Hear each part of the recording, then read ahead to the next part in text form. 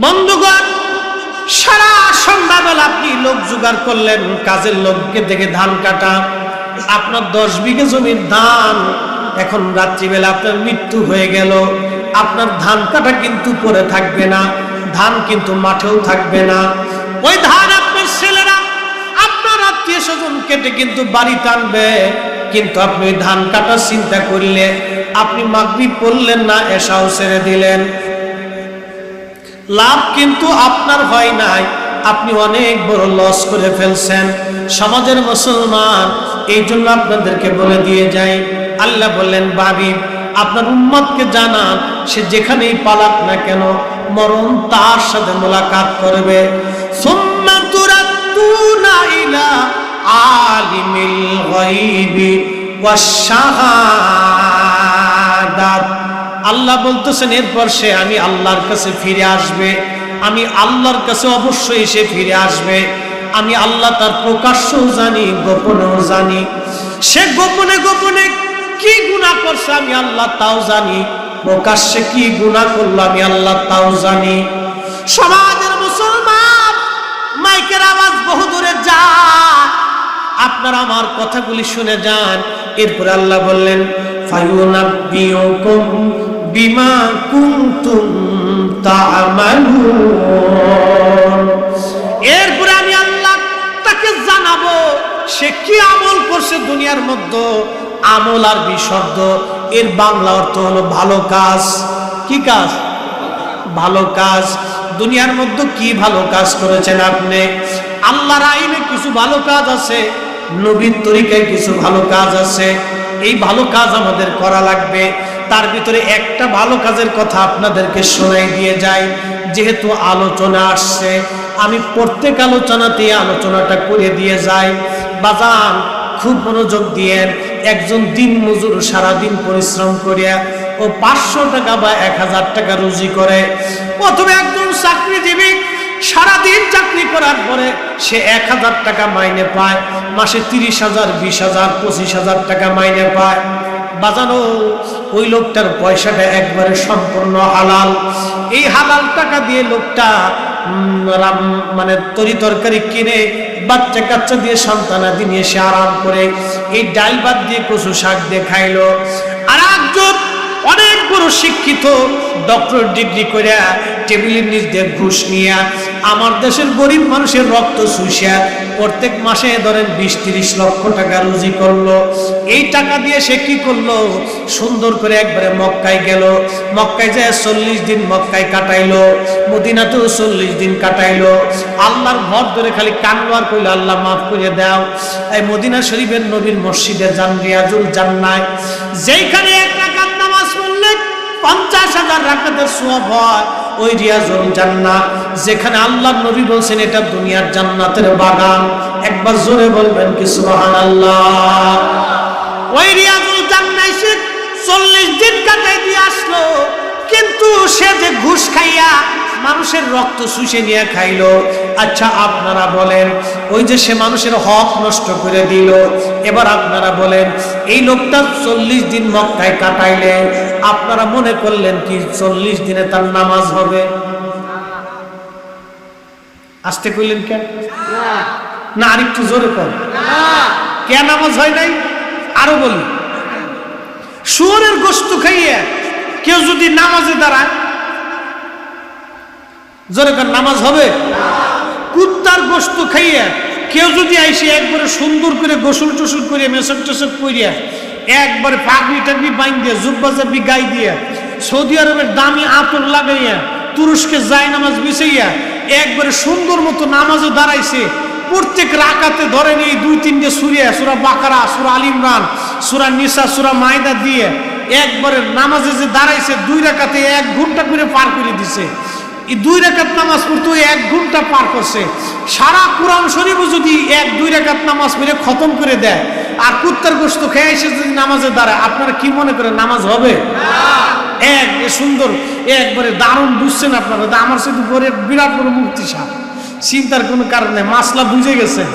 তার মানে কুত্তার গোশত হারাম, শুয়োরের গোশত হারাম, এটা খাইয়ে আইসে যেমন নামাজ হয় না, মানুষের রক্ত চুষে হক নষ্ট করে ওই টাকা উটের গোশত, খাসির গোশত, গরুর গোশত, মহিষের গোশত, খেজুর, ভাত, ওই খাবার খাইয়া আল্লাহর ঘর মক্কার গিলাফের পাশে দাঁড়াইয়া মাকাম ইব্রাহিমে দাঁড়াও 40 দিন বসে নামাজ পড়লে, দাঁড়ায় নামাজ পড়লেও আল্লাহর দরবারে নামাজ আদায় হবে না। কথা বলে ঠিক না? এটা বুঝে কবরে যে যাবে সে আল্লাহর কাছে মাফ পাবে। এটা বুঝে কবরে যেতে, কিন্তু এটা অনেকে বুঝতে চায় না, ভাবতেছে পাইছি, পুরো সর্বনাশ, মাইরে দিই। মাইরে দেওয়ার পরে কিয়ামতের মাঠে যে কি হবে এটা তো বুঝতেছেন না। এবার বুঝাই কিয়ামতের মাঠে কি হবে, একটা হাদিস বইলে, কোরআনের একটা আয়াত বলে জায়গা মতো চলে যায়। কষ্ট হইতেছে আপনাদের? একসাথে জোরে বলেন তো আল্লাহু আকবার। হ্যাঁ, আমাদের সমাজে কিছু মানুষ আছে খালি অন্যটা মাইরে খাওয়ার দান্দা। কি কথা কর না কেন? খালি মাইরে খাওয়ার দান্দা। আজকে লিচু কিনবার গেছি, জিজ্ঞেস করলাম এর লিচু কয়টা আছে? বা হুজুর 50টা আছে, এই 100টা আছে, এক একবার গুনে নেবো, কই নেন। আচ্ছা, গুনার পরে দিই 35টা, 50টার ভিতরে 35টা, 15টা নাই। আমি শেষে গেলাম 22টা, 15টা নাই। হুজুর দিতে আসি দাঁড়া। এখন আমি তো গুনছি, যে বেটা গুনে না সে বেটা তো 15টা নাই। বুঝতে পারছেন? সিটারে দেশ গেছে বইরে পাই, পুরে সর্বনাশ। মধুপুরে গেছি আনারস কেনার জন্য, জঙ্গলে একবারে আনারসের খেতে। কয় হুজুর লাভ নেই। বললাম কারণ কি? কয় ঢাকার ডাও যা, এই খেতের ডাও তা। আমরা খেতের এরকম হয়েছে কে? একবারে গুড়া 3 ইঞ্জেকশন মেরে দিছি, মানে ফরমালিন গাছে মেরে দিছি। যা এবার খামান গেল। চিন্তা করতেছে কি ডাকাত, এই অবস্থা চলতেছে আমাদের দেশে। বুঝতে পারছেন? এই অবস্থা খুব জটিল অবস্থা চলতেছে। সেদিন নরসিংদী গেছি, কলা আলের বললাম ভাই কলা আছে? তো আছে। বললাম ফরমালিন সারাটা? না হুজুর এখনো ফরমালিনই দেয়নি, এটা আছে, তবে নিয়ে আসেন তাহলে, সেটা তাড়াতাড়ি আনেন, সেটার দাম বেশি, অসুবিধা নেই, নিয়ে আসেন। তো ফরমালিন সারাটাই কেমন? এই অবস্থা চলতেছে। মোহতারাম, শুধু আমাদের চিন্তা আসছে তো না, এরকম মাইরে খাওয়ার দান্দা। আচ্ছা, আপনাদেরকে একটা প্রশ্ন করে জবাব দিবেন। যেই লোকেরা এই সামান্য এই লিচুতে, এই 100টা লিচুতে 10টা লিচু কম দেয়, ওরা যদি আপনি খাদ্যমন্ত্রী বানাই দেন, তাহলে দেশের কি অবস্থা হবে কন্ত? হ্যাঁ, ও খাইয়ে একবারে শেষ করে ফেলাবেন। কি কথা বললেন? ঠিক না? তার মানে বোঝা গেল আমরা এখনো সামাজিকভাবে ভালো হইতে পারিনি। আমার দেশের বহু ভাই আছে বোনের জমি বুঝাই দেয় না। মনে কিছু নিয়েন না, আমার এলাকায়, আমার গ্রামে আমার এক বোন আসছে রমজানে, ভাই আমাকে কিছু দেয়। তা আমি তো প্রত্যেক রমজানে আমার আদত অভ্যাস হলো, আমি প্রথম রমজানে আমি আমার জাকাত যা আসে বছর হিসাব করে আরো ফান্ডসহ আমি একবারে দিয়ে আসি। গ্রামে বাড়ি বাড়ি যাই পৌঁছাই দিয়ে আসলে আমার অভ্যাস। আমি ওই কারো হাতে দিয়ে আসি না যে পরে শেষে ডাইন বাম করবা, ওই সুযোগ নেই। আমি নিজে করে একবারে 100-150 পরিবার যা আছে সব আমি দিয়ে আসি আমার গ্রামে, কাউরে বাদ দেয় না, গরিব মানুষকেও বাদ যাবে না। প্রয়োজন বোধে আমার ফান্ড থেকে আমি নিজস্ব থেকে আরো দিয়ে একবারে পরিপূর্ণ মতো দিয়ে আসি। তো বোন আসছে কে ভাই আমার কিছু বরাদ্দ দিবা না? তাই বললাম আপা আপনি কি বলতেছেন, আপনার ভাই ব্রাদার সবাই একবারে কি বলে প্রতিষ্ঠিত, আপনি এসে আমার কাছে চাইতেছেন? তো বলতেছে ওরা আমার দেয়। আপনি কি বলতেছেন আপনি? তাহলে আপনার জমি আছে বাপের? না আমার বুঝাই দেয়। কত বুঝাই দেবে? আমি বলেন কি সে হজ করে আইছে? হজ করে আসলে কি, হজ করে আসার পর আরো ডিগ্রি বাড়ছে। আমি বললাম সর্বনাশ, এরকম ডাকাত আমার গ্রামেও আছে। আমি আশ্চর্য হয়ে গেছি, বিশ্বাস করেন আমি আশ্চর্য হয়ে গেছি যে এরকম ডাকাত আমার গ্রামেও আছে। একবারে আমার মানে পাড়ার ভিতরে তার ছেলেটারে আমার কাছে রেখে মাদ্রাসাতে জীবনে বহু খরচাপাতি আমি দিছি, পড়াইছি। ছেলেটা এতিম, পড়াইছি আমি। সে এসে বলতেছে আমার বুঝাই দেয়। আমি বললাম হায় আফসোস, দুনিয়াতে এরকম চলতেছে। তা আমার পড়ার ভিতরে এরকম কারে ওয়াজ শোনাবেন? ওয়াজ করে আইছি হাজি সাহেব, ওয়াজ করে আসার পরে পাওয়ার বাড়ছে। এইরকম হাজির চাইতে আমার দেশের ওই একজন রিক্সাওয়ালা দিন মজুর হতেই ভালো। কি কথা বলেন? ঠিক না বেটে? ও হাজার গুণে ভালো। ও হজ করছে কি জন্য?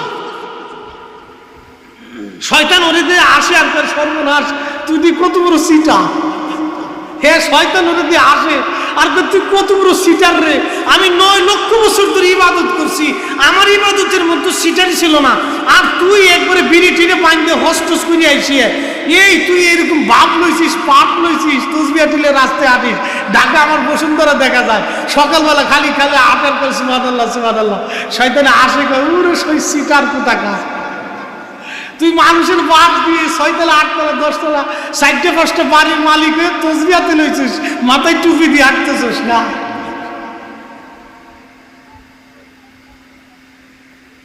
এগুলো আমার সমাজের চিত্র।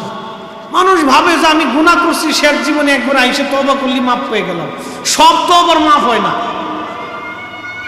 আপনাদেরকে বলি নামাজ পড়েন নাই, তওবা করছেন, আল্লাহ মাফ করবে। কিন্তু আপনি যদি আমার হক নষ্ট করেন, স্ত্রীর হক নষ্ট করেন, বাপ মার হক নষ্ট করেন, বাপ মারে খাইতে দেন না, বাপ মার সাথে খারাপ আচরণ করেন, আল্লাহর কসম করে বলি আকাশ ভেঙে যাবে, পৃথিবী পুড়ে যাবে, সাগর শুকায় যাবে, বাবা মা মাফ না করা পর্যন্ত আপনি হাজি কেন, মক্কার ইমাম সাহেব হলেন, জান্নাতে যাওয়ার কোনো রাস্তা নাই, কোনো রাস্তা নাই, জান্নাতে যাওয়ার কোনো রাস্তাই নেই। ফরিদি সাহেব কেন বিরাট বড় তক্ত হন না কেন, সারা 70 বছর তাহাজ্জুদ হবে, জান্নাত হবে না। এটা বুঝে কবরে যাবে, এটা অনেক জরুরি মাসালা। অনেকে ভাবে মনে হয় ওখানে কম করতেছি, পরে মাপ সব চালিয়ে বলে সব হয়ে যাবে। সব মাপ হয় না, সব তো আবার মাপ হয় না, কিন্তু সাবধান। প্রিয় মুসলমান, সমাজের মুসলমান মনোযোগ লাগান। বলছিলাম মরণ থেকে পালানোর কোন রাস্তা নেই। আল্লাহ বললেন ফায়ুনাব্বিউকুম বিমা কুনতুম তা'মালুন।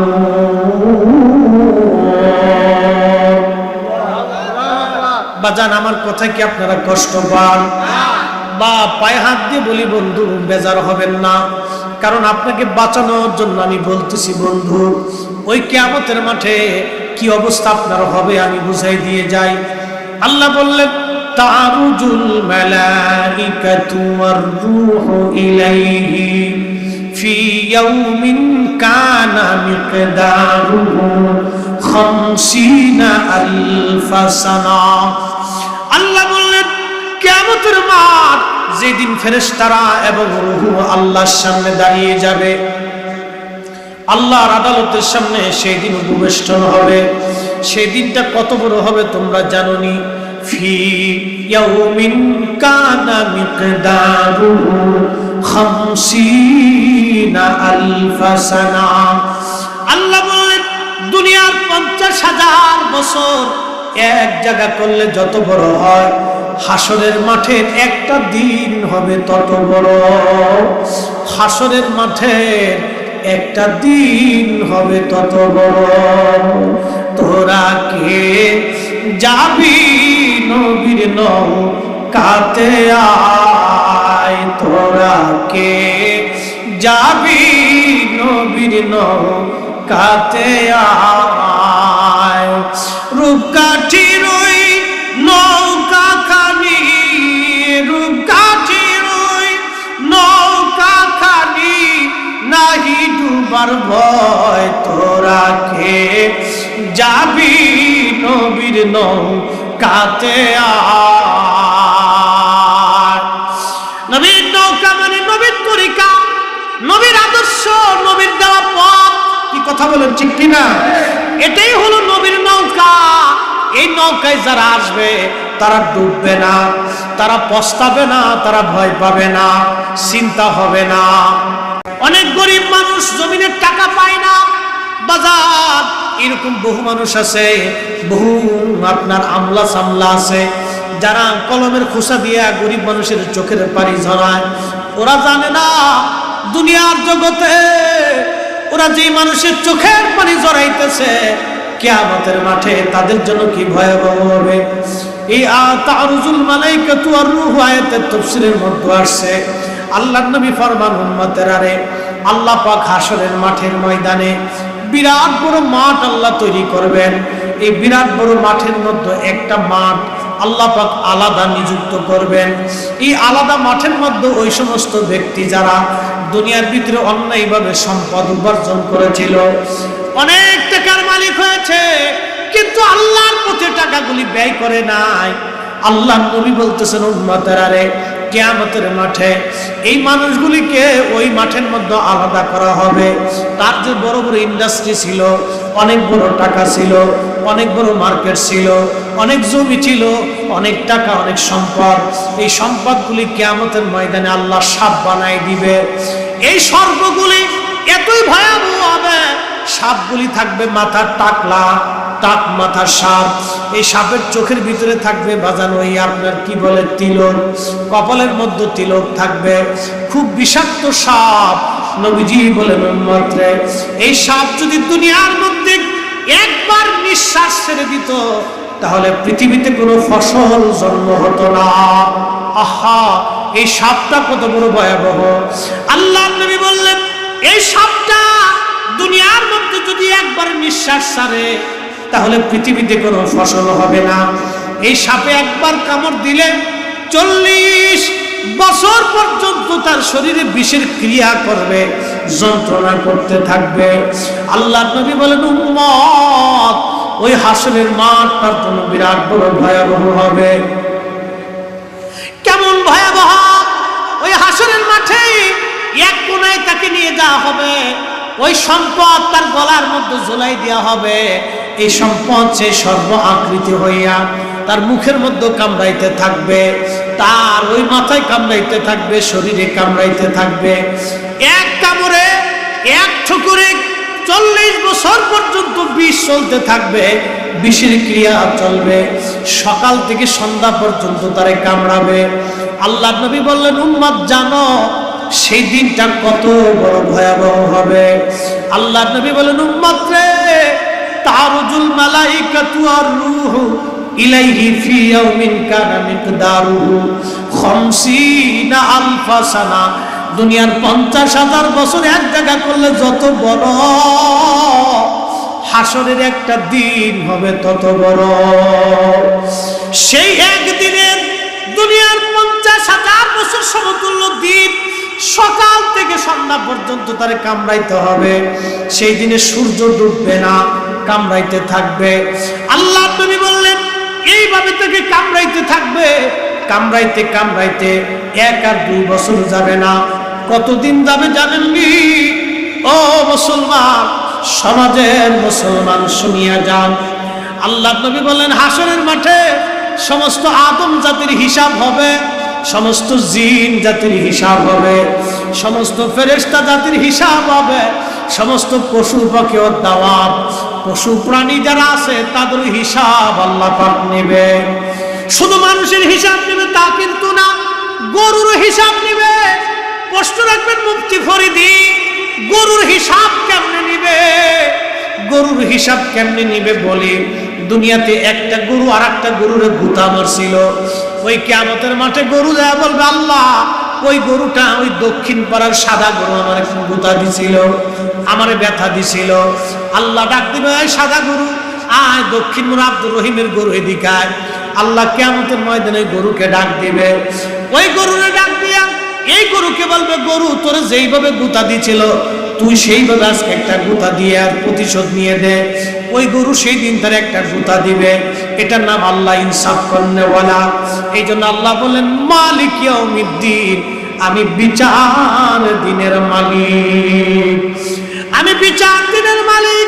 সেই দিন পাখি দেয়া বলবে, আল্লাহ, ওই পাখি আমারে কামড়াইছিল, ঠোকর মারছিল। আল্লাহ বলবেন, তোমার যেমনে ঠোকর দিছিল তুমি সামনে ঠোকর দাও। ওই কুকুর যা বলবে, আল্লাহ, ওই দক্ষিণ পাড়ার সমাজের দক্ষিণ পাড়ার কুকুর আমারে কামড়াইছিল, আমার গোশত হাড্ডি বের করে ফেলছিল, রক্ত বের করছিল। আল্লাহ বলবেন, তুমিও আজকে সেইভাবে কামড়ায় রক্ত বের করে দাও। এরপরে পশু পাখির হিসাব শেষ হয়ে যাওয়ার পরে আল্লাহ পাক হুকুম করবেন, তোরা মাটি হয়ে যা। সেদিন পশু পাখিরা মাটি হয়ে যাবে, কিন্তু জিন পরি ফেরেশতা মানব মাটি হবে না। সেদিন কুফার যারা থাকবে তারা বলবে, হায়, আমরা যদি আজকে মাটি হয়ে যাইতাম তাহলে আমাদের জন্য কতই উপকার হতো। আমরা যদি আজকে মাটি হতাম, আমরা যদি মানুষ না হয়ে কুত্তা বিলাই হইতাম তাহলে আমাদের জীবন আজকে ধন্য হতো। আমরা মানুষ না হয়ে যদি আমরা পশু পাখি হইতাম তাহলে আজকে আল্লাহর হাসরের মাঠ থেকে আমরা বেঁচে যাইতাম। ও মুসলমান, খুবই মনোযোগ, গুরুত্বপূর্ণ কথা।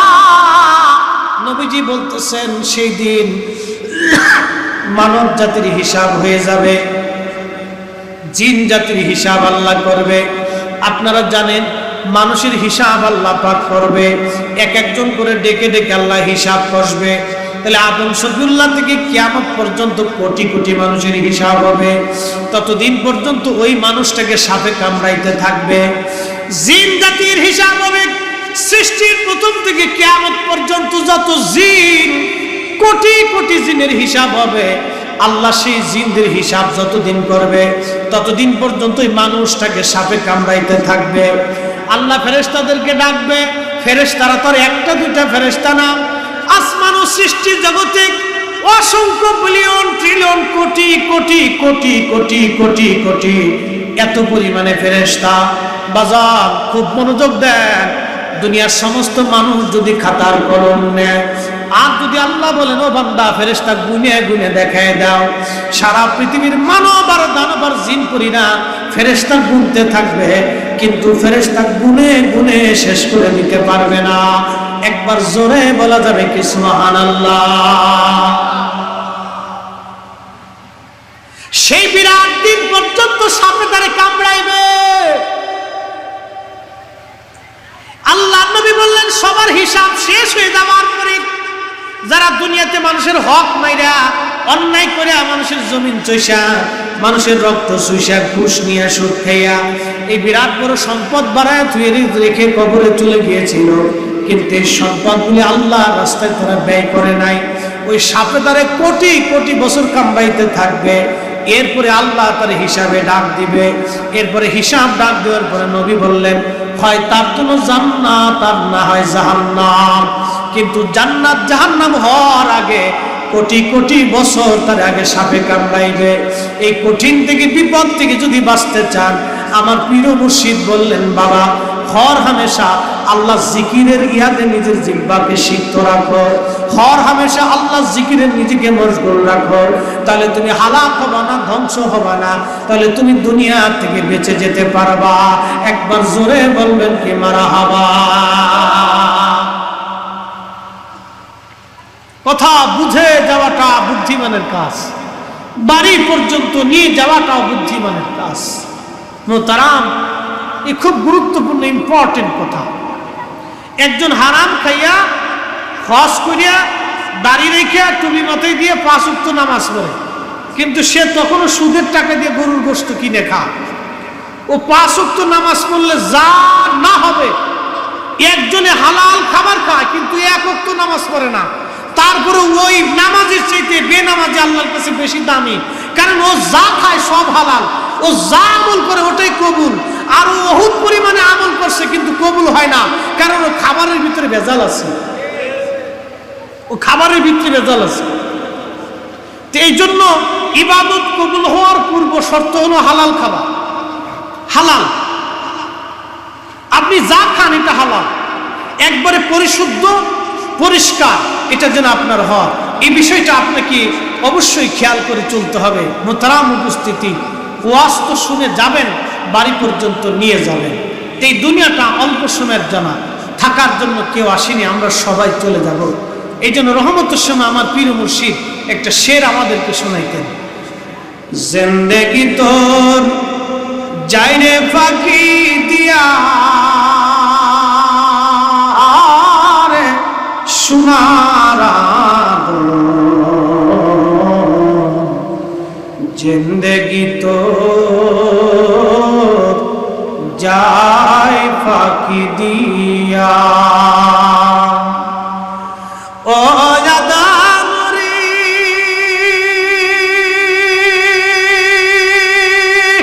পাক ধরিয়া গেছে দাড়ি, দন্ত আছে গোটা চারি, সমন জারি গিয়াছে করিয়ারে সোনার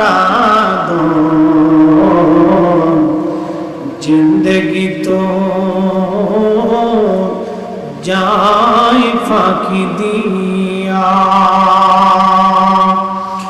জিন্দেগি তোর যায় রে ফাঁকি দিয়া, সোনার জিন্দেগি তোর যায় ফাঁকি দিয়া। ও আদম রে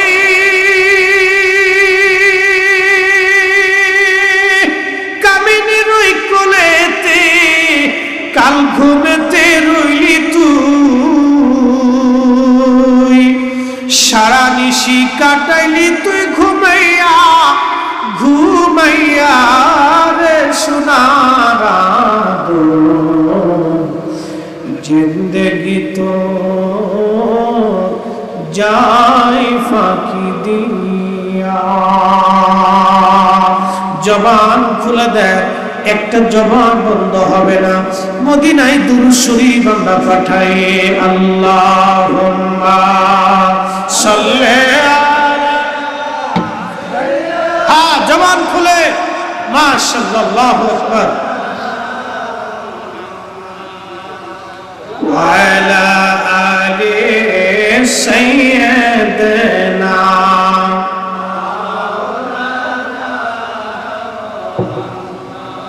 বন্ধুগণ খুবই মনোযোগ বলছিলাম, দুনিয়াটা পরীক্ষার জায়গা। আল্লাহ বললেন খলাকাল মাউত, আমি আল্লাহ মরণ সৃষ্টি করেছি। এই মরণটা আবার কেমন সৃষ্টি? মনোযোগ দেন, মরণ কেমন সৃষ্টি এটা বলতেছি আপনাদের সামনে। আল্লাহ পাক ফেরেশতা কোন সৃষ্টি করলেন? জিব্রাইল সৃষ্টি করলেন, আজরাইল সৃষ্টি করলেন। জিব্রাইল আজরাইল কত বড় জানেননি? জিব্রাইল আজরাইল এত বড় ফেরেশতা, যদি তাদের মাথার উপরে সৃষ্টির সমস্ত পানি আপনারা ছেড়ে দেন, শুধু দুনিয়ার পৃথিবীর পানি না, সৃষ্টির মধ্যে যত পানি আছে আপনারা জানেন না, আসমানেও বিরাট বড় সমুদ্র আছে, প্রথম আসমানে সাগর আছে। আমরা যেই জমিনের উপরে বাস করি, এই পৃথিবীতে 7টা মহাসাগর আছে, 7টা মহাসাগর আছে, আরো ছোট বড় অনেক বড় সাগর আছে। সমস্ত পানি যদি আপনি ফেরেশতা জিব্রাইলের মাথায় ছাড়েন, আমাদের নিচে আরেকটা জমিন আছে, সেখানেও সাগর আছে, তারও নিচে আরেকটা জমিন আছে, সেখানেও সাগর আছে। 7টা জমিন, 7 জমিনে যত সাগর আর নদী নালা, যত পানি আল্লাহ সৃষ্টি করেছেন, সব পানি যদি জিব্রাইলের মাথার উপরে ছেড়ে দেন, ওই পানিটা নামতে নামতে নামতে নামতে জিব্রাইলের পা পর্যন্ত আসার আগে পানি শেষ হয়ে যাবে, কিন্তু জিব্রাইলের পা পর্যন্ত পানি আসবে না, আজরাইলের পা পর্যন্ত পানি আসবে না। একসাথে জোরে বলা যাবে কি সুবহানাল্লাহ। এই আজরাইলের সৃষ্টি করছে কে? তো আজরাইল সৃষ্টি করা কঠিন না মানব সৃষ্টি করা কঠিন? আজরাইল কেন? আল্লাহর কাছে কোনো কিছু কঠিন না, সবই সহজ, ঠিক কিনা? এত বড় আজরাইল যে আল্লাহ চালাইতে পারে, এত বড় আজরাইল যে আল্লাহ কুন ফায়াকুন দিয়ে সৃষ্টি করতে পারে, সে আল্লাহ আপনাকে দুনিয়ার ভিতর থেকে বাদশাহী থেকে ফকির বানাইতে আল্লাহর মনে হয় অনেক বিরাট সময়ের দরকার হয় নাকি? নদীরে পার ভাঙ্গে পার করে, এই তো নদীর খেলা। সকাল বেলা ধনী রে তুই ফকির, সন্ধ্যা বেলা সকাল বেলা ধনী রে তুই ফকির, সন্ধ্যা বেলা। আমার হুজুর কেবলার জীবন থেকে একটা ছোট্ট কারামত আজকে শোনাই দিয়েছে, এই আলোচনার ফাঁকে বলে দিয়ে যাই, যেহেতু আসছে গজলের একটা বাস্তব উদাহরণ আমার এলাকার থেকে শোনাইতেছি, একবারে বাস্তবতা থেকে। সকাল বেলার ধনী রে তুই ফকির, সন্ধ্যা বেলা নদীরে পার ভাঙ্গে ও পার করে, এই তো নদীর খেলা। সকাল বেলার ধনী রে তুই ফকির, সন্ধ্যা বেলা। বলেন সব ক্ষমতার মালিককে? আজরাইল পর্যন্ত রাখছি, মরণের কাছে যাইতেছি, আলোচনাটা শেষ করে দিয়ে আবার জায়গা মতো যাব। আপনাদেরকে শুনে দিয়ে যাই, খুব মনোযোগ দিয়ে। আল্লাহ কোরআনে বললেন, তুইজ্জু মান তাশাউ ওয়া তুদিল্লু মান তাশা, আমি যাকে খুশি ইজ্জতওয়ালা বানাই, যার কাছ থেকে খুশি আমি আল্লাহ ইজ্জত ছিনাই নেই। মালিককে না আসতে হয়ে গেল এ রাজা গোর গোবিন্দ আছে না সিলেটে, উনার সেই মসনদ সাম্রাজ্য এখন দুনিয়া থেকে আর আছে? শাহজালাল আছে না? কতক্ষণ আসেনি? সিলেটে আছে কিনা? 700 বছর ধরে মানুষ উনার মাজারের পাশে যে বসে থাকে। কতক্ষণ না কেন গোর গোবিন্দের বাড়ি যায় না? জোরে বলতে হবে, গোর গোবিন্দের বাড়ি কি যায়? শাহজালালের কাছে যায়? যায়। কেন যায়? উনি আল্লাহর ওলি, আল্লাহরে খুশি করছে। কি কথা কোন ঠিক কিনা? এই কথাটা বুঝে যাবেন। এই জন্য আল্লাহ বলছেন, তুইজ্জু মান তাশা ওয়া তুযিল্লু মান তাশা, আমি যাকে খুশি তাকে ইজ্জতওয়ালা বানাই, যার কাছ থেকে খুশি আমি আল্লাহ ইজ্জত ছিনাই নেই। ওই যে ভারতের রাজা পৃথ্বীরাজের রাজ দরবার এখন আর নাই, তার সাম্রাজ্য এখন আর নাই, তার সাম্রাজ্যে কেউ যায় না, তার রাজ দরবারে কেউ বসে না, তার ওই সৌধ নির্মাণ, তার ওই সমাধির কাছে কেউ যায় না।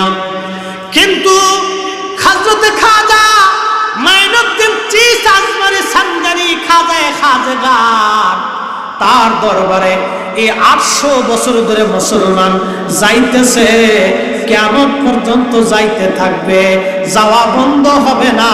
কিন্তু উনার তো কোনো সাম্রাজ্য ছিল না, সৈন্যবাহিনী ছিল না, প্রাসাদ ছিল না, রাজসিংহাসন ছিল না, মন্ত্রী পরিষদ ছিল না। কিন্তু মুসলমান আজও যায়, আগামী দিনও পর্যন্ত যাবে। 800 বছর ধরে খাজায়ে খাজগানের জিয়ারত কোনোদিন বন্ধ হয় নাই। কথা কোন ঠিক কিনা? তো আল্লাহর ওলিদের ইজ্জত দিছে কে? না আমরা ফুটাফুটি করে দিছি। আমরা যেমন এই রাজনীতির কি বলে পার্লামেন্টারি বলেন, চেয়ারম্যান ইলেকশন আসলে আমরা ভোট দিই, তো ভোটাভুটি করে একজন নির্বাচিত হয়। কিন্তু এই আল্লাহর ওলিদের ব্যাপারে এরকম ভোটাভুটির কোনো সিস্টেম আছে না? আচ্ছা নাই। তো খুব মনোযোগ দিন। আমাদের ফরিদপুরের কানাইপুরে প্রায় 80 দশকের দিকে এক ভদ্রলোক আটটুসি এই আমার হুজুর কেবলার দরবারে গরু ছাগল নজরানা মানুষ নিয়ে যায়। তো তৎকালীন সময়ে হাইটে কাফেলা করে যায়। তো এই লোকটা চিন্তা করলো যে আটটুসি এত পরিমাণে গরু ছাগল যায়, তো উনি যদি এরকম মজমা মিলাইতে পারে, তাহলে আমার এত টাকা পয়সা আছে, আমি একটু মজমা মিলাই। বুঝছেন? উনিও মজমা মিলানোর জন্য চেষ্টা করতেছে। ভাইজান আমার খুব মনোযোগ দিয়েন।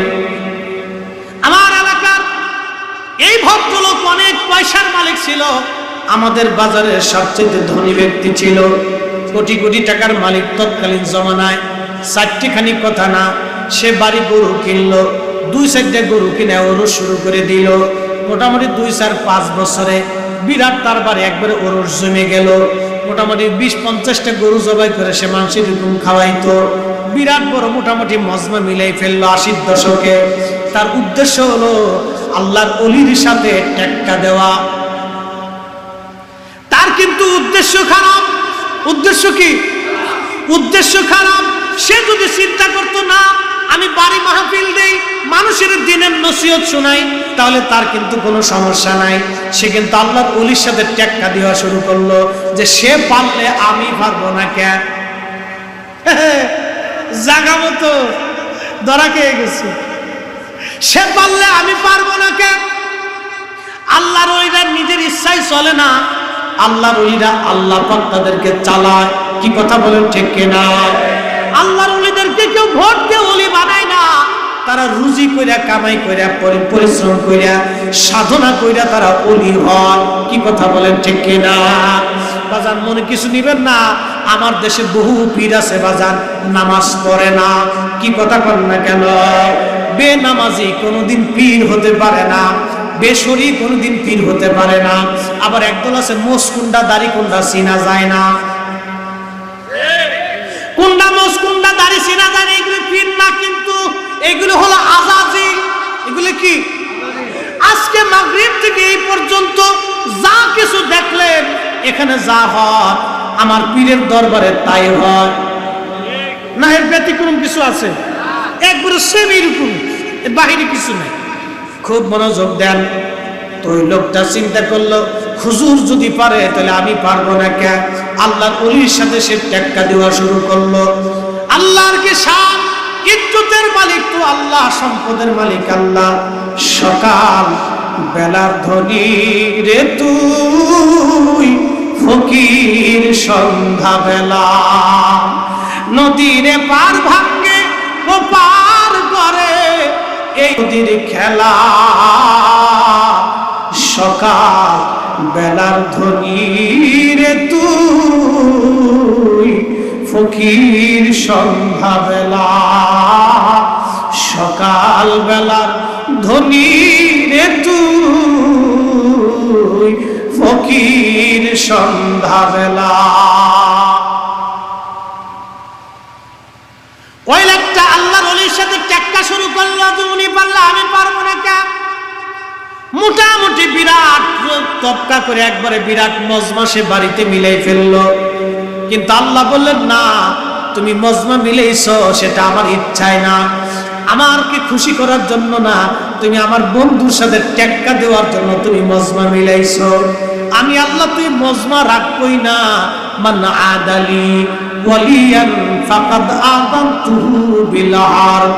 সহিহ বুখারীর কিতাবুর রাকাকে নবীজি বলেন, ও আমার উম্মতেরা, আল্লাহর পবিত্র জবান থেকে আমি নবী শুনেছি, আল্লাহ বলেন, হাবিব উম্মতকে জানা, আমার ওলির সাথে যারা দুশমনি করে আমি আল্লাহ তার সাথে যুদ্ধ ঘোষণা করি। আমার ওলির সাথে যারা দুশমনি করে আমি আল্লাহ তার সাথে যুদ্ধ ঘোষণা করি। খুব মনোযোগ দেন। আল্লাহর ওলির সাথে সে টেক্কা দিল, কিন্তু বেশি দিন হলো না, আরো 2-4 বছর চলে গেল। এরপরে আল্লাহ তাকে এমন একটা অভাব দিল, অভাব আস্তে আস্তে আস্তে আস্তে তৎকালীন জমানার কোটি কোটি টাকার মালিক পথের ভিখারি হয়ে গেল। শেষ পর্যন্ত আমাদের ফরিদপুরের কানাইপুরে সে ভিক্ষা করত। হেই, বাস্তব থেকে বলতেছি, আমার এলাকায় লোকটা ভিক্ষা করত, ভিক্ষা করত, শেষে গাড়ির নিচে পড়ে মরে গেল। বাস্তব থেকে বলতেছি, গাড়ির নিচে পড়ে মরে গেল। শেষ পর্যন্ত সে ভিক্ষা করলো। আরে আমার পীর সে আল্লাহর মকবুল ওলি। আমার পীরের সাথে যারা টেক্কা দিয়েছে, টেক্কাই বেশি দিন টিকে নাই। কথা কর না কেন? ওলিদের ইজ্জত দেওয়ার মালিক কে? আল্লাহ বলেন, আলা ইন্না আউলিয়া আল্লাহি লা খাউফুন আলাইহিম ওয়ালা হুম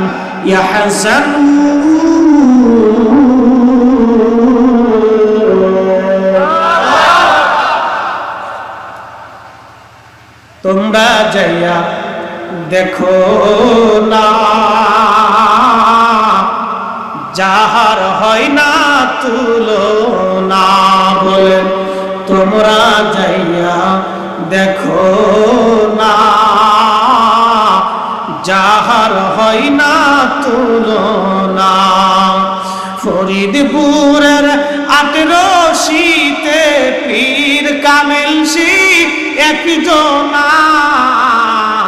তোমরা যাইয়া দেখো না, যাহার হয় না তুলনা।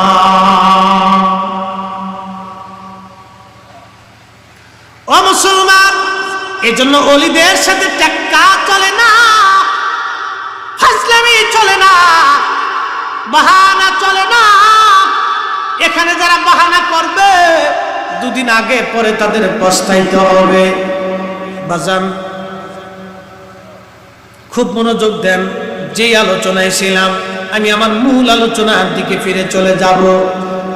ওই যে বলছিলাম, জিব্রাইল আজরাইল এত বিরাট সৃষ্টির সমস্ত পানি যদি মাথায় ছেড়ে দেন, এই পানি পা পর্যন্ত আসার আগে পানি শেষ হয়ে যাবে। কিন্তু আপনার জিব্রাইলের পা পর্যন্ত আসবে না। এইরকম একটা জিব্রাইল, এরকম ফেরেশতা আল্লাহ আরো হাজার হাজার কোটি কোটি ফেরেশতা ছোট বড় দিয়ে তৈরি করেছেন। ও মুসলমান, এত বড় জিব্রাইল আজরাইল আল্লাহ তৈরি করার পরে সমস্ত ফেরেশতাদেরকে আল্লাহ ডাকলেন।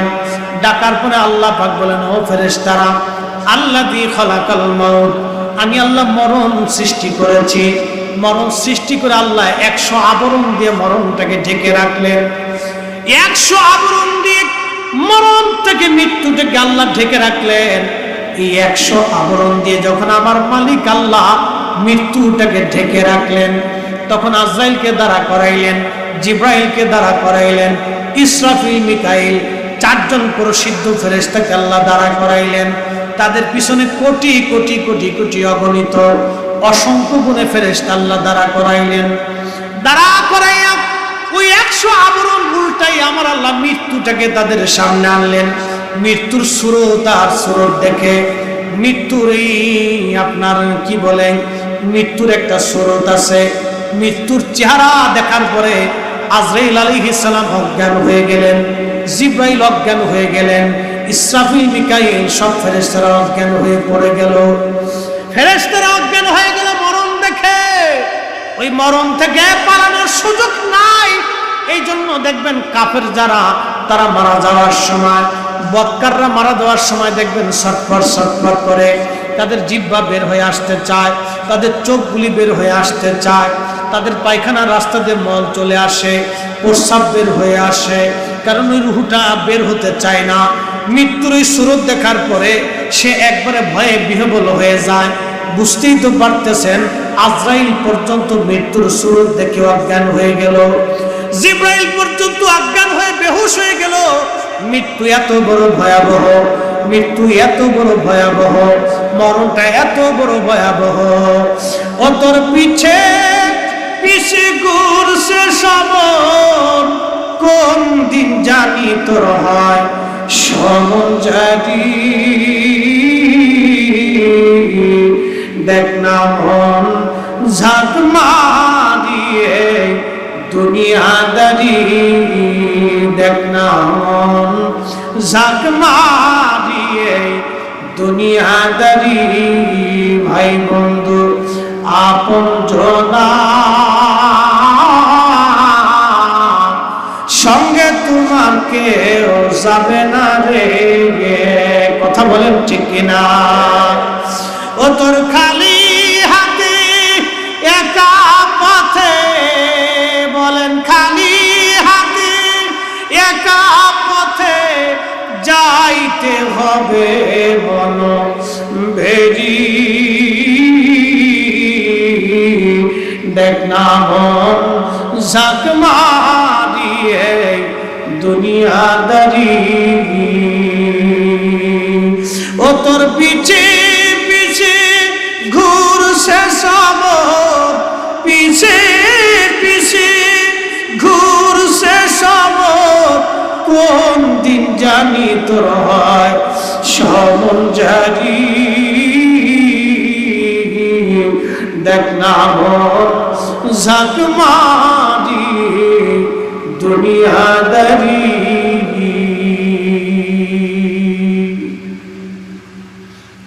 এই মৃত্যু কত বড় ভয়াবহ, নবীজি রেখে বললেন, ও আমার উম্মতরা শোনো, মরণ এত বড় ভয়াবহ।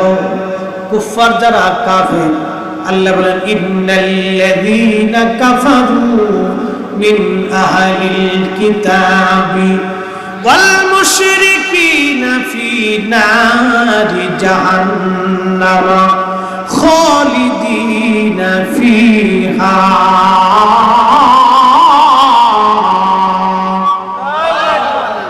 আল্লাহ বলেন, নিশ্চয় যারা কাফির, আহলে কিতাব, মুশরিক, আল্লাহ বলতেছেন শোনো, তাদের জাহান্নাম তাদের জন্য চিরদিন থাকবে। তারা জাহান্নাম থেকে কোনোদিন বের হতে পারবে না। তাদের মরণটা কেমন হবে? নবীজিকে জিজ্ঞেস করা হলো, ইয়া রাসূলুল্লাহ, তাদের মরণটা কেমন হবে। আল্লাহর নবী বলেন, উম্মত শোনো, মরণ তাদের কেমন হবে। একটা উট আপনি কুরবানি দেন নাই, জব করা ছাড়া একটা উট আপনি চামড়া ছিলাইলেন একবার, দুইবার, তিনবার, 100 বার। জীবন্ত একটা উটকে চামড়া ছিলাইলে যে পরিমাণে কষ্ট হয়, যে পরিমাণে ব্যথা লাগে, যে পরিমাণে যন্ত্রণা ভোগ করে উট, 100 বার, 100 বার, 100 বার, 100 বার উট চামড়া ছিলাইলে যেমন ব্যথা পায়, কষ্ট পায়, যন্ত্রণা হয়। নবীজি বলতেছেন, উম্মত এই বেঈমানদের মরণ তার চাইতে বড় ভয়াবহ হবে, বেঈমানদের মরণ তার চাইতে বড় কঠিন হবে। 100 বার উটের চামড়া ছিঁড়াইলে জিন্দা যে পরিমাণে কষ্ট হয়, একটা বেঈমানের মরণটা সেরকম কষ্টদায়ক হবে। এই জন্য আপনাকে যদি বাঁচতে হয়, মরণ থেকে বাঁচার কোনো রাস্তা নাই। আল্লাহ বলছেন, যতই পালাও না কেন এই মরণ থেকে পালানোর কোনো রাস্তা নাই, এই মরণ থেকে পালানোর মতো কোনো সুযোগ নাই। ও সমাজের মুসলমান, আপনাদেরকে বলি, যদি পালানোর সুযোগ না থাকে, বাবা চলে গেল, মা চলে গেল, আজকে আলতাফ ভাই তার আব্বা জান নাই এবং তার ভাইরা মিলে, এই আজকে আপনারা সবাই তার পীর ভাইরা মিলে, এলাকার মানুষ মিলে এই জান্নাতের বাগান সাজাইলেন। কেন গো? কি জন্য? যাতে তার বাবার কবরটা জান্নাতের বাগান হয়, যাতে এই সমাজের কবরস্থান, গুরুস্থানে যারা কবরে চলে গেল তারা মাপ পায়, তাদের কবরে তাতে যারা শান্তি পায়, কবর যাতে জান্নাতের বাগান হয়ে যায়। ও মুসলমান, যখন এক জামাত মুসলমান দলবদ্ধভাবে দোয়া করে, ইমাম নুরুদ্দিন হাইসেমি রাহমাতুল্লাহি আলাইহি মাজমুজ জাওয়ায়েদের মধ্যে বিশুদ্ধ সনদে হাদিস লেখেন, এক জামাত মুসলমান যখন জামাতবদ্ধভাবে দোয়া করে, একজনে দোয়া করে, বাকিরা আমিন আমিন বলে। আল্লাহর নবী বলেন, উম্মত আল্লাহ এই দোয়াগুলি ফিরাই দিতে আল্লাহর কাছে শরম লাগে, আল্লাহর কাছে লজ্জা লাগে। আমার মালিক, আমার মাওলা, আমার আল্লাহ সাথে সাথে দোয়াগুলি কবুল করে নেয়।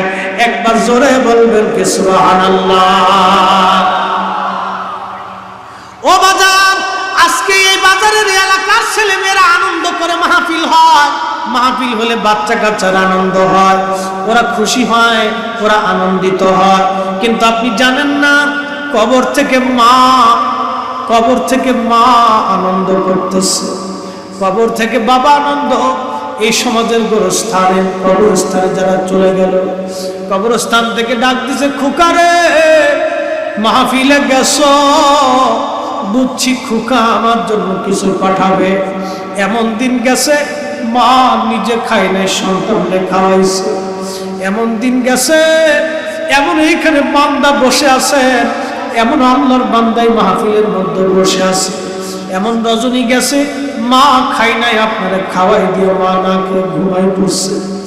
এমন দিন গেছে রে, ঈদের কাপড় বাবা কিনে নাই, আপনি সন্তানদের বাবা কিনে দিয়েছে। আপনি বুঝেন নাই, বাবা নতুন কাপড় পরে ঈদগাহে যায় নাই। জিজ্ঞেস করলে বলতেন, বাবা তোরা পরলে আমার পরা হয়ে যায়, তোরা কাপড় গায়ে দিলে আমি বাবার কাপড় গায়ে দিয়ে হয়ে যায়। আজকে আপনারা যারা বাবা হয়েছেন, সন্তানের মায়া আপনাদের কলিজার ভিতরে অনেক বেশি। ওই সন্তানকে আপনারা জীবন দিয়ে ভালোবাসেন, নিজে না খাইয়া নিজের খাবারটুকু সন্তানের মুখের মধ্যে ঢুকায় দেন। এমন একদিন গেছে, আপনার মা, আপনার বাবা তার খাবার আপনার মুখে ঢুকাই দিয়েছে।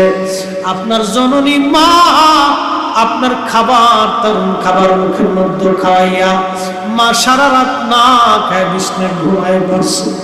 সেদিন আপনি বুঝেন নাই মা না খেয়ে আছে। ওই কবর থেকে মা ডাকতেছে, খোকা তুই মাহফিলে গেছিস, বুঝছি আমার জন্য দোয়া পাঠাবি।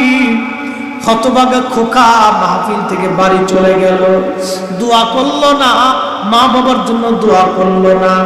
ওই সন্তানের জন্য কবর থেকে বাবা মা অভিশাপ করে, কেঁদে কেঁদে বলে, সন্তান রে, আমি মা কবরের জেলখানায় পড়ে কান্দি, তুই সন্তান আমার জন্য নেকি পাঠাও নাই, জান্নাতের বাগানে গেছো।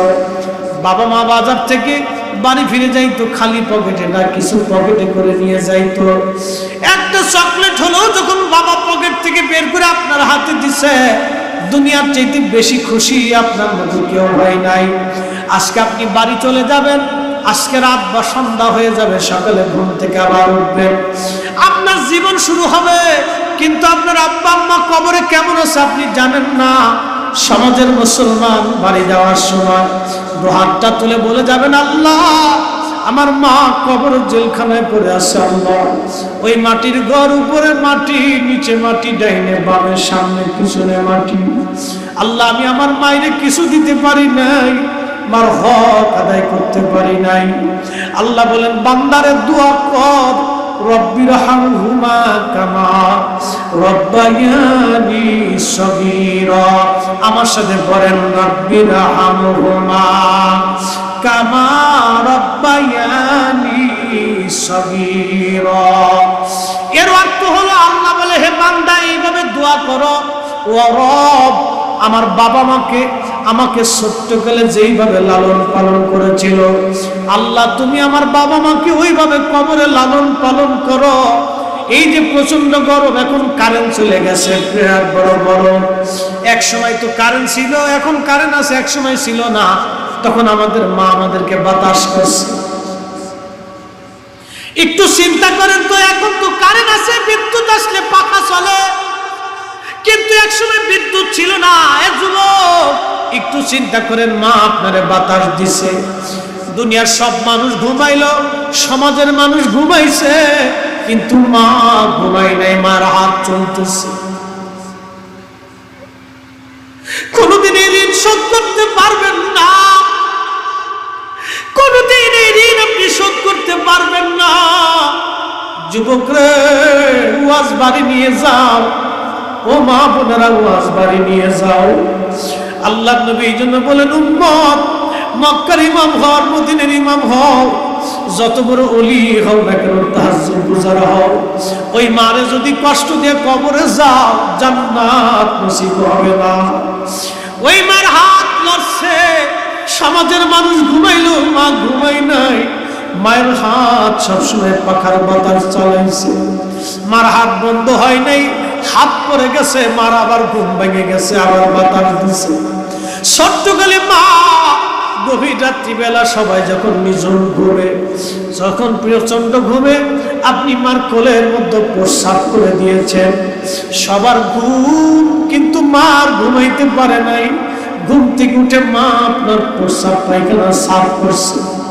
পৃথিবীর অন্য কোনো মানুষ হইলে আপনাকে লাঠি মেরে ফেলে দিত, আপনাকে লাঠি দিয়ে ফেলে দিত, কিন্তু মা আপনারে লাঠি দেয় নাই, আপনাকে আবার মা পায়খানা পেশাব সাফ করে বুকের মধ্যে জড়িয়ে ধরে মা চুমা খাইয়া রাত্রিবেলা ঘুম পাড়ায় রাখছে। ওই মা কবর দেশে যার ঘুমাই গেল।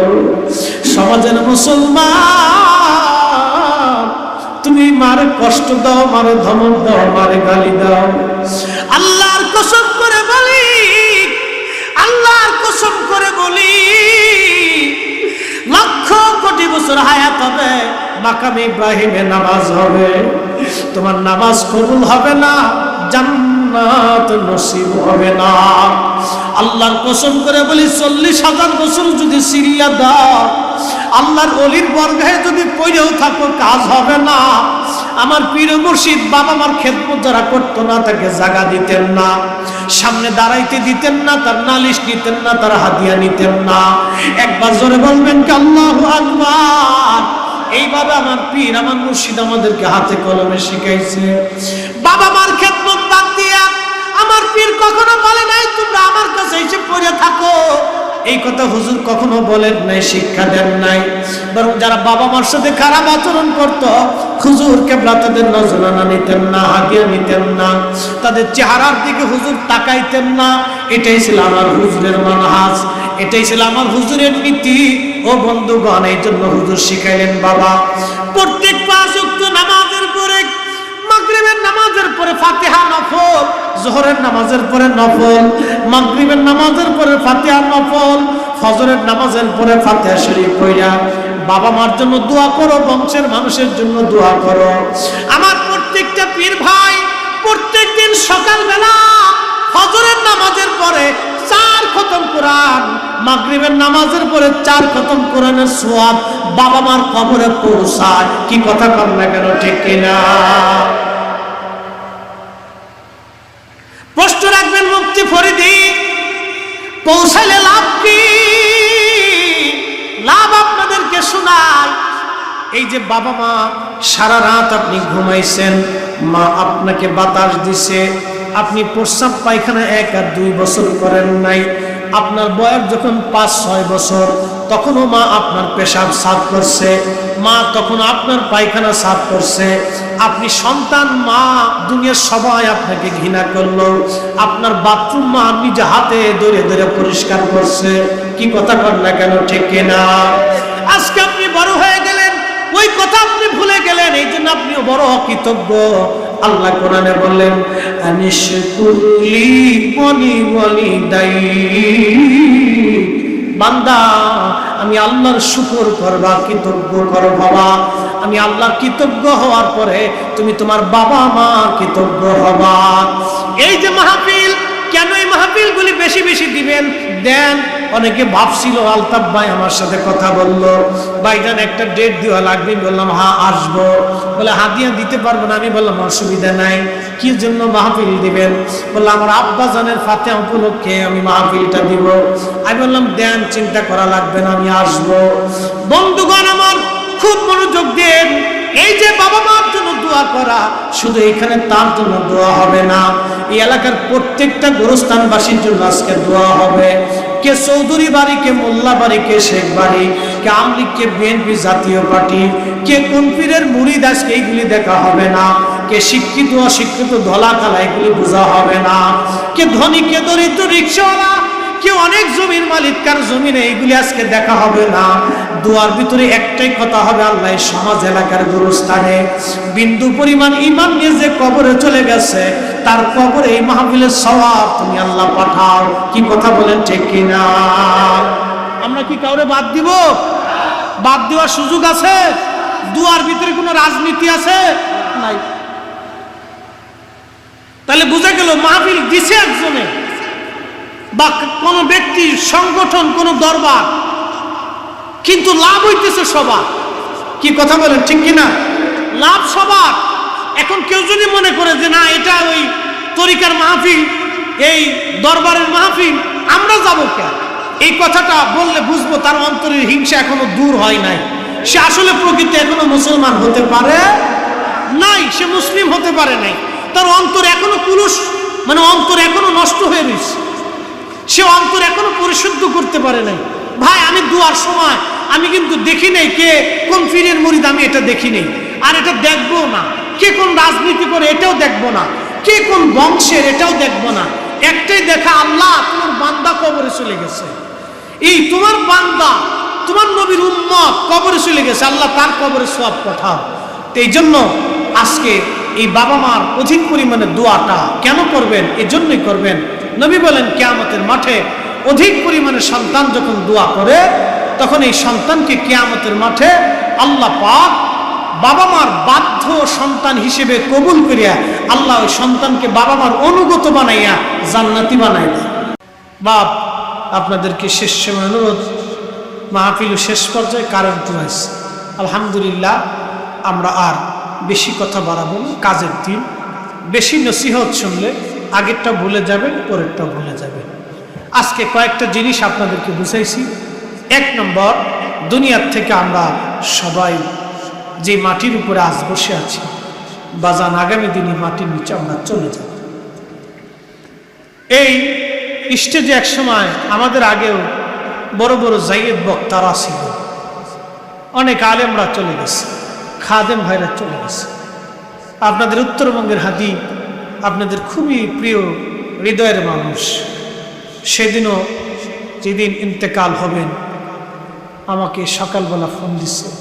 ইন্তেকাল হওয়ার 1 ঘন্টা আগে আমাকে মেসেজ দেওয়া হয়েছে, ভাইজান উনি খুবই অসুস্থতার ভিতরে আছে, উনি লাইফ সাপোর্টে আছে, ওনার জন্য দোয়া করে। দোয়া করলাম, 1 ঘন্টা পরে আবার সংবাদ আসলো উনি দুনিয়াতে নাই, চলে গেছে। মোহতারাম, সারাটা জীবন প্রিয় মুর্শিদের জন্য, সিলসিলার জন্য, তরিকতের জন্য উনি নিবেদিত প্রাণ হয়ে খেদমত করে চলে গেছে। যার কারণে মানুষ আজ ওনাকে স্মরণ করে। কি কথা বলেন, ঠিক কিনা? প্রত্যেক দোয়াতে ভাইয়ের জন্য দোয়া হয়। আমরা আজকেও আমার জামান ভাইয়ের জন্য দোয়া করব, আল্লাহ যেন ওনার আখিরাতের মর্যাদাকে বুলন্দ করে দেয়, ভুল ত্রুটি যেন আল্লাহ ক্ষমা করে দেয়। আমরা তো মানুষ, আজকে শ্রোতা বক্তা কেউ ভুলের ঊর্ধ্বে না, সবার ভুল আছে। আমরা কি বুকে হাত দিয়ে বলতে পারবো গুনাহ করি নাই? বক্তা সাহেব কি বলতে পারবে? আমি আপনাদের সামনে নসিহত করলাম, আমি কি বলতে পারবো যে আমি গুনাহ করি নাই? না, এই সুযোগ আমার নাই। আমিও জীবনে অনেক গুনাহ করছি, জানা বা জানা, বুঝা বা বুঝা আমারও হয়ে গেছে। কিন্তু দিন শেষে আল্লাহর বান্দা আল্লাহ দিন শেষে আমাদেরকে বলেছেন, হে বান্দা তুমি পেরেশান হও না, তোমাকে ক্ষমা করে দেব।